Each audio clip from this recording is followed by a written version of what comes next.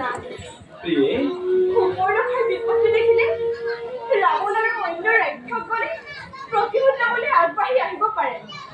আমি কিন্তু খুব সাৱধানে থকা উচিত।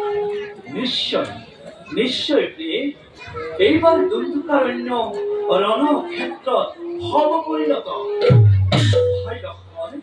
আমি প্ৰতি মুহূৰ্ততে সাজু হৈ থকা ভাল হব। দাদা, ৰাজ্যখনৰ বাবে নকৰিবা চিন্তা। পূৰ্বেও আমি মিথিলা পথৰ তাৰাকাসুমাহক যিদৰে কৰিলো নিপাত, ঠিক তেনেদৰে অন্য ৰাজ্যকো কৰিম নিধন।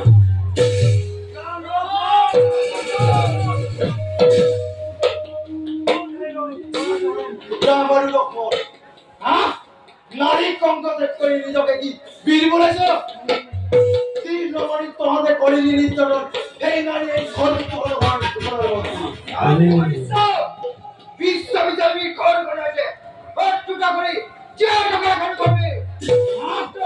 আজি যুদ্ধৰ বাবে কোনো দুৰ্বল মনুষ্য ও কাৰণে যাত্ৰীত সদায় চলন্ত অগ্ৰে আৰু হুৰ নকম হুৰ বৰ্ণক কৰি ৰাইকে কয় যি কলংক আনিলে প্ৰথমে তোৰে উৎপত্তি কৰিলে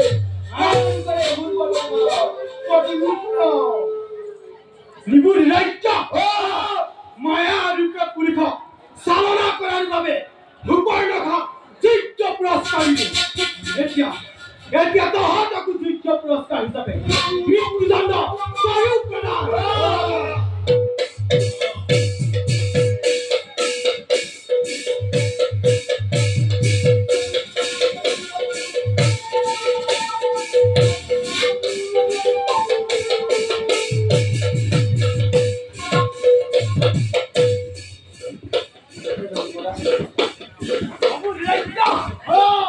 নিজৰ মৃত্যুক কিয় অকালতে কৰিলি আমন্ত্ৰণ?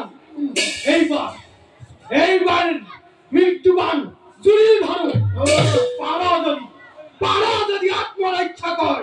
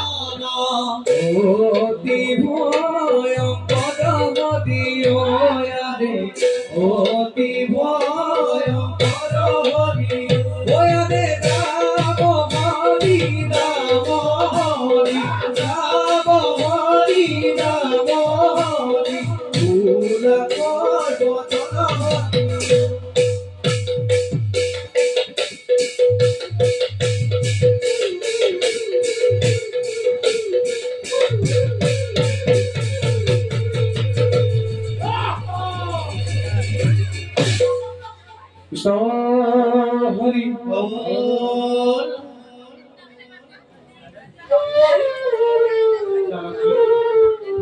দানৱৰ জীৱন লীলা শেষ হ'ল। যোৱা এতিয়া তুমি দাদা ৰামক সহায় কৰাগৈ। নিশ্চয় দেৱী, দাদা ৰাঘৱৰ কাৰণে মই যাম। প্ৰথমে তোমাৰ নিৰাপত্তাত হৈ আহো। লক্ষ্মণ।